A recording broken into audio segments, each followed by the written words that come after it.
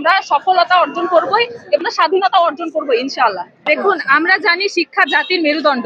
একটা জাতির মেরুদণ্ডকে যদি জেলখানায় আটক করে রাখা হয়, রিমান্ডে নিয়ে যাওয়া হয়, ধরে নিয়ে যাওয়া হয়, তাহলে আমরা কিভাবে চলবো? আমরা মেরুদণ্ডটা তৈরি করব কিভাবে?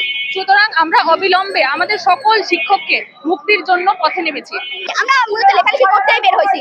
আমরা যে সামরিক বাহিনী আছে, প্রশাসন বাহিনী, পুলিশ, বিজিবি আর সেনাবাহিনী অনেকে আছে, তাদেরকে আমরা বলবো যে আমরা কোনো সহিংস দলের সাথে যুক্ত নই। আমার মনে হয় না সাধারণ জনগণের কোনো ক্ষতি হয়েছে, কারণ তারা আমাদের পক্ষে, এখন অভিভাবকরা এখন আমাদের পক্ষে, শিক্ষকরা আমাদের পক্ষে।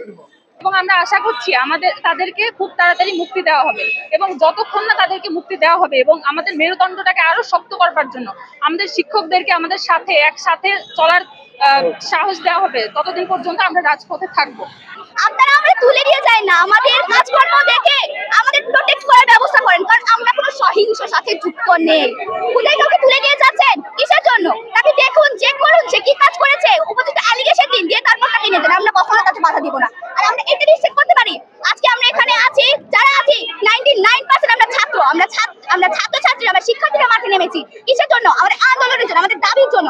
আমাদের দাবি মেনে হবে আমরা চলে যাব, আমরা সরবো না এবং আমরা আশাবাদী যে আমরা সফলতা অর্জন করবই এবং আমরা স্বাধীনতা, এখন আমরা যেটা বলছি স্বাধীনতা, আমরা স্বাধীনতা অর্জন করবো ইনশাআল্লাহ।